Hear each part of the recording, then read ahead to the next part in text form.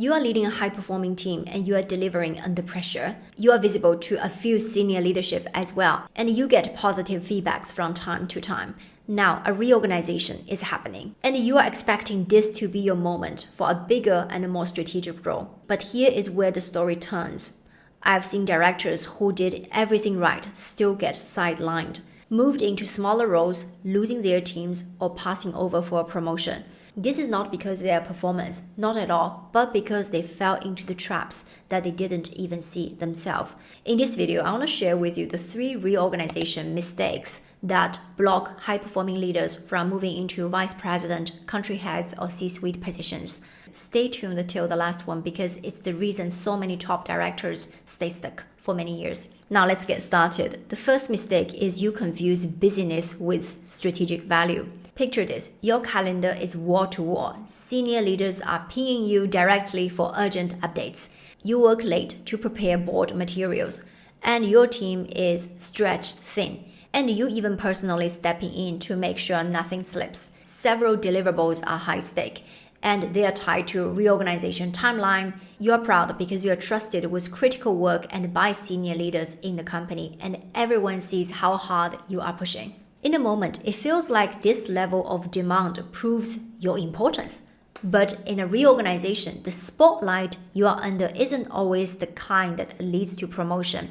It can keep you locked in operational mode. Now, senior leaders might value you as the person who gets things done under pressure, but not necessarily as the person to lead and shape the future direction. This is what's going on in your mind. Urgent requests from the top leadership team means that you are on their radar for bigger things. But from their perspective, you might be the go-to executor, not the strategic leader. They see you as someone who are deeply embedded in the now, not necessarily positioned for the next. Here are the things you could evaluate yourself and ask yourself. First question, are the urgent asks you are delivering tied to the company's future priorities or just reporting the past and the present? And when your name comes up, is it in conversations about who can run this project or who can lead this transformation? And are you invited to shape the decisions going to the board, to the senior leadership team, or are you just there to provide the findings, the numbers, and the slides? And even if you are delivering at the strategic level, there's another silent career killer, being highly visible, but in an area the company is actually quietly exiting. Here is something I see happen often. A director is leading a sizable team under major pressure, delivering critical board-level update on almost impossible deadlines. Senior leaders are calling them directly, they are visible, they are trusted, they are carrying huge responsibility. It feels like they are perfectly positioned for that next strategic promotion. Or maybe not, because in a reorganization, visibility only counts if you are in the right place. Let me share with you a recent client case in a big pharma. The organization is doubling down on high growth areas like oncology, vaccine, or specialty medicines, while they are exiting therapeutic areas that no longer fit the long-term strategy. The medical director said that senior leaders in the organization constantly giving him the feedback, but he was doing a great job in one of these deprioritized areas under enormous pressure, producing urgent updates and feeling recognized at the highest level. But what happened as a fact is he was watching budget shrinks, headcount freeze, and leadership attention shift somewhere else. From the director's perspective, the recognition, the urgent request, and the board-level visibility meant they were on the track for promotion. From the senior leader at the top, this medical director was the go-to operator in an area that will not play a role in the company's future. The emotional contrast was just real. One moment, the medical director felt indispensable. The next, they realized that their hard work wasn't even translating into strategic relevance. And what's even worse is first, they were told to lay off their entire team. And the leadership team just reassured this director that he will still have a job afterward. But 8 months later, when the dust settled, that job was not of their choosing. The choice this director faced was demotivating. Either he need to accept a downgrade to an individual contributor role or leave the organization after working there for more than a decade with a redundancy package. When this happens, it's not just demotivating, it really shakes your life and your career. Many of us have worked for decades to climb the leadership ranks, to expand the size of the team we lead, and to broaden our scope and influence. Have all of that taken away in a single reorganization doesn't just change your job, it hits your identity as a leader, it hits your confidence. It forces you to question your value, your relevance, and whether all of these years of building credibility actually matter. Because suddenly the future you've been working towards is gone. It impacts your health as well, your mental health specifically, because the stress of rebuilding or starting over can just be overwhelming. And yes, it impacts your ego as well, because going from being in the room where decisions are made into an individual contributor role can feel like losing status, respect, and even a sense of self-worth. And let alone the impact of the financial stability, because you may be asked to take a significant pay cut to stay or walk away with a redundancy package that creates lots of uncertainties and stress. If this all sounds familiar to you, you want to start from here. Develop an organizational awareness and self-awareness. Be aware of where your area stands in the company's future priorities so you don't carry a huge expectation that clashes with reality. Have the awareness first, because awareness gives you the control and denial leaves you blindsided. Evaluate these questions. Is my area still part of the company's top future priorities? If not, my visibility may be in the wrong place, no matter how strong my performance is. And when senior leaders call me to do some work, are they asking for my strategic input or just my ability to execute urgent tasks?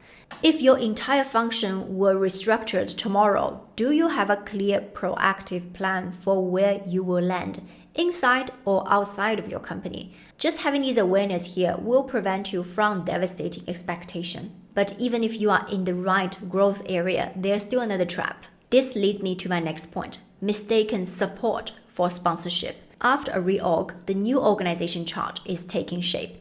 This is the window when strategic promotions happen. A few seats at the top are opening up. You have survived the change. Your job is safe. And you have been delivering results. You felt positive, and the timing has finally come, because you've got senior leaders who have always said positive things about you. They have told you you're doing great, keep it up. Maybe they even have invited you to senior leadership meetings and copied you on important emails, and also they encouraged you privately. Naturally, you assume they will advocate for you now. So you approach them to advocate for you or appoint you to the role that they are opening up in their team, and you're expecting their support. And here's what you will hear very often: well, there are very few VP positions available right now and a lot of strong candidates. Or I'd love to discuss with you, but my agenda is booked back to back. Let's circle back later. And what happened next is that you will never hear from them anymore. So what does that mean? It means that they were never prepared to champion you. They were comfortable supporting you when there was no risk. But now, when it would require them to use their political capital, they hesitated. That's the difference. They were supporters, not sponsors.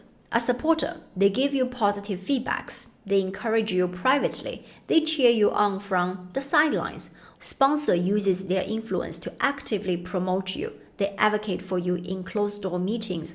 They stake their own reputation to get you that vice president seat. There's a critical gap in a reorganization. It's fatal to confuse the difference, because when the real decision happens during role allocation, succession planning, it's not the supporter who fights for your seat, it's the sponsor.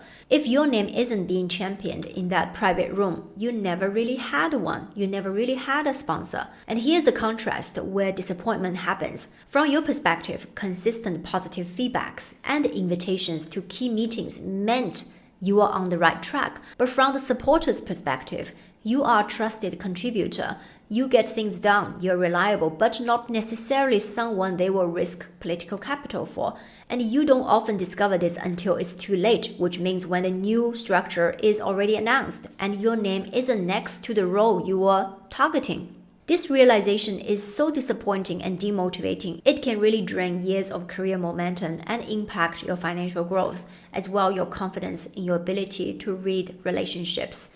In a reorg, where opportunities to move up are just rare and time sensitive, Finding out too late that you have no sponsor can set you back more than any other single mistake.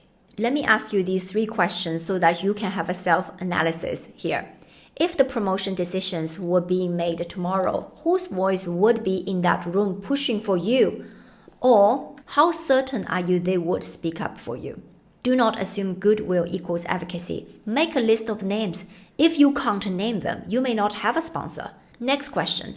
If your current go-to leader left or lost influence tomorrow, do you have other allies with the credibility and willingness to carry your name forward? Sponsors can disappear in a reorganization. Diversify your network of advocates so your future doesn't depend on one person. The next question. Have you created opportunities for influential leaders to see you operating at the next level? Less operational, more strategic, and high visibility situations that matters to them. Sponsorship often comes from proof of impact. If your potential sponsor has only seen you deliver in your current scope, they may not believe you are ready for a bigger role. Avoiding these mistakes is not just about keeping your job safe. You are not there for that, right? It's about making sure you move into a role that is more strategic, make higher impact, you align with where your company is going next. Now, if you're a director or senior leader navigating a reorganization or preparing for one, and you want to make sure that you don't get sidelined, I invite you to book a free strategy call with myself or my team. On the call, we will deep dive into your situation and identify exactly where you stand. You will walk away with a clear roadmap of what to do next and how we will be implementing these steps together to position you for the role you actually want. And please note, a disclaimer here, the spots are limited. There's a short pre-qualifying process for these calls to make sure they are the right fit. These calls are designed for leaders who are currently in a role and want to make a strategic upward move within their organization or externally. And if that's you, go to inspiremyday.org/apply or click the link in the description below. Choose a time that works for you. Let's make sure your next move is upward, not sideways or out of the door. Now, let me leave you with this video to find out what are the biggest sponsorship mistakes you might be making that is blocking your way to the executive promotion. I will see you there.